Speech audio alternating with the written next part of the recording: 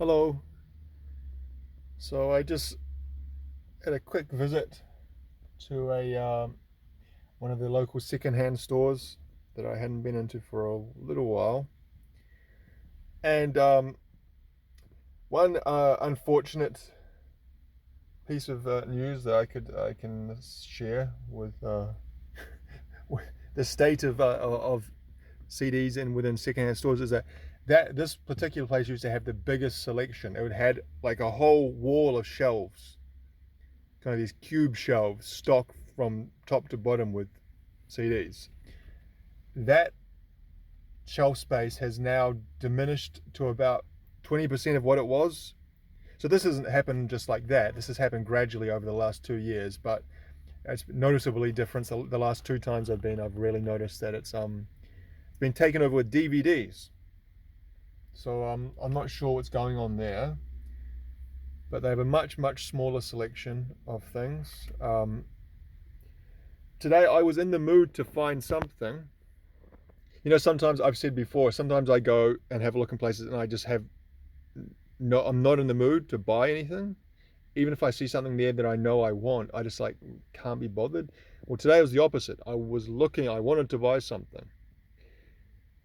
This particular shop sells CDs for 50 cents each, and I ended up buying a few things that if I was in another mood another day, I might not have bought. But nothing totally terrible, I think. And one thing that I did actually want, I've been looking for a little while. So go through them quickly. I know there's a bit of a reflection here on the plastic. So the first one here, if you're not from New Zealand, you probably don't know what this would be, but it's the Ice TV soundtrack. Ice TV was a youth oriented TV variety show that was popular in the mid late 90s into the early 2000s.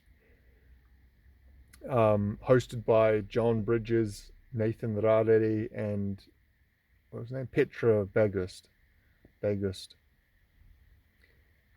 And so what have we got on here? It was on Channel 3 and Channel 4. That's on the TV channels that used to, well, that still exists, or 3 does, 4 doesn't. Smash Mouth, Reef, Supergrass, Blur, Kevin Part 1, that's probably some kind of skit. Shehard's a New Zealand band. Skunk and Anansi, remember them? Breast Secreting Cake, New Zealand band. Sublime, Dark Tower, New Zealand band. Chemical Brothers, Darcy Clay, New Zealand artist. Booting the Cahill, I don't know who that is. Luscious Jackson, Republica. Well, I like that song. Republica, Ready to Go. Remember that? The girl had red hair. I think her name was Saffron. Dyed like bright, not natural red hair. I mean, dyed bright red hair. No, just like a red strand. No, she had black hair with a red strand through it. Anyway, I like that song. Head Like a Hole, another New Zealand band. Forest for the Trees, don't know who that is.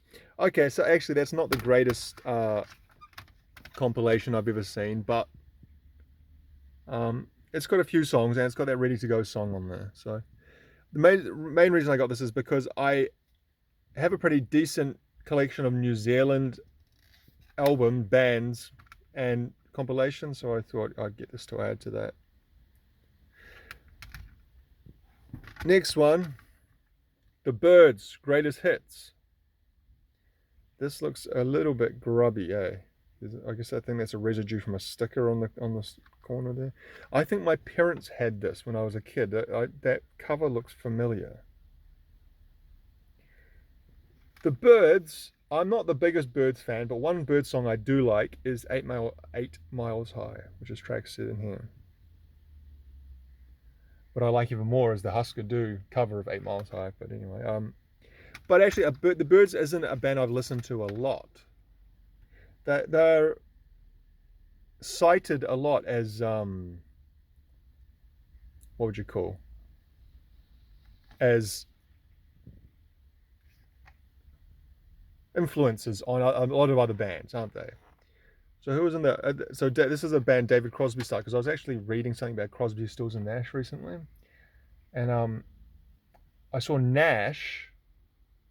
Graham Nash was in the Hollies, and he's actually English, and David Crosby was in the Byrds. That's him there, I think, with the moustache, or it looks like a young David Crosby. And then who's the other guy? Stills. I don't know if Stills. And then, of course, Neil Young was sometimes in Crosby, Stills, and Nash and Young. But anyway, so that's just a general greatest hits. Greatest hits collections. I'm never 100% about getting them because I much prefer albums.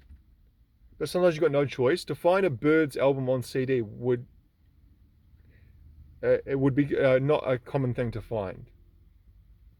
So sometimes you're left with greatest hits compilations, which is the same for this one here, Hot Chocolate.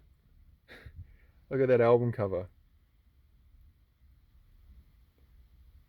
Now, if you don't know Hot Chocolate, they were a British, I don't know, how would you describe them? Pop soul. Yeah. I've got nothing to reference here because I'm just sitting in my car, as you can see. So the big songs there. It started with a kiss. You might have heard that one. So You Win Again, and what's the other one? Oh, You Sexy Thing. Of course, that's probably their most famous one. So how would you really define that? Pop, soul, maybe a little bit of funk. They were around in the late 70s, early 80s. That was kind of their heyday. You can see there the dates. So You Sexy Thing was 75. Okay, that's quite early, wasn't it? It started with a kiss was 82. So they had a decent career there, 7 years. The guy, I think his name's Errol Morris, from memory. He died a couple of years ago. He's got quite a good voice. Quite a soulful voice. But I really have only ever heard their big singles. I'd say 75% of the song, or at least from the names on the track listing, I've never heard of. So yeah, that'd be interesting to listen to that. See what their other stuff is like. Next, we'll put these ones down there. The Wedding Singer Volume 2. So when a movie soundtrack does really well, they will try to wring every last dime out of it, and they'll release subsequent volumes. So movies that from memory that I know they did that from was Trainspotting. Remember the Trainspotting soundtrack with Lust for Life by Iggy Pop and Perfect Day by Lou Reed? That sold really, really well with the movie. And so they had a second Trainspotting soundtrack to beat the shit out of that dead horse. What other ones? I think Titanic as well. Didn't they do it? I think like another more songs for Titanic. Well, they did it also here with The Wedding Singer. Now, I didn't know that The Wedding Singer original soundtrack, which I own at home, was that popular, but obviously it was. It's just a selection of 80 songs. It's of all the biggest hits that really personify the 80s. Think of those, and they're probably on the original Wedding Singer soundtrack. Well, what have we got here? There's only 12 songs. We got Too Shy by Kajagoogoo, All I Can Do by the Cars, True by Spandau Ballet. I like that song. That was one of the first songs. I was thinking about this the other day because I was playing to my wife the Cyndi Lauper song Time After Time, and I was thinking my first musical memories, the first songs that I remember ever hearing are Cyndi Lauper's Time After Time, Mary Wells' My Guy, and True by Spandau Ballet. Each of those songs are from, like, I think in my memory, the first time I actually remember having a memory of music, hearing music, and then being able to recall it when I heard it again, was those three songs. So when I listen to each of those three songs, they have a kind of a tickle apart in my brain, like especially the first parts of those songs. What else we got? Space Age Love Song, Flock of Seagulls, B-52s, Flying Lizards, Dead or Alive, You Spin Me Right Round, there you go. Depeche Mode, You Just Can't Get Enough, my least favorite Depeche Mode song, but it does fit with the theme of Wedding Singer. Jay Gillis Band, Hall & Oates, You Make My Dreams, Madonna, Holiday, and Adam Sandler singing Grow Old With You.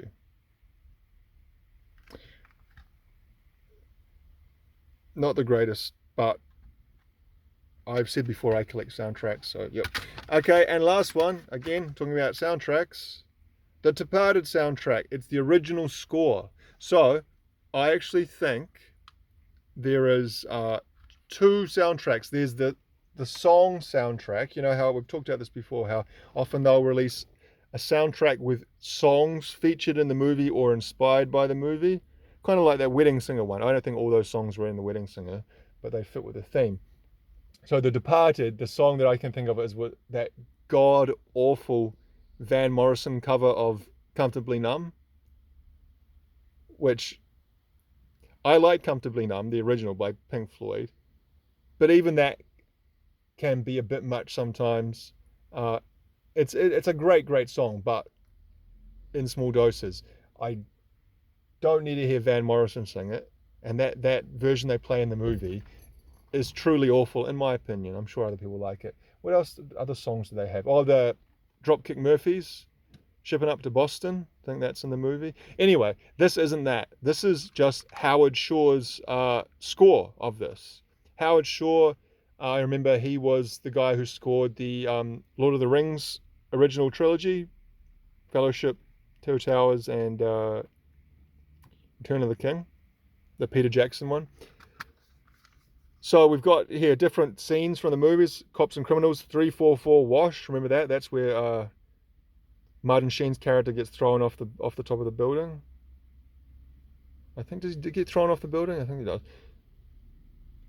Colin, Madeline, Billy's theme, Chinatown. So yeah, I actually often prefer the scores of movies. When I'm buying soundtracks, that's typically what I prefer to get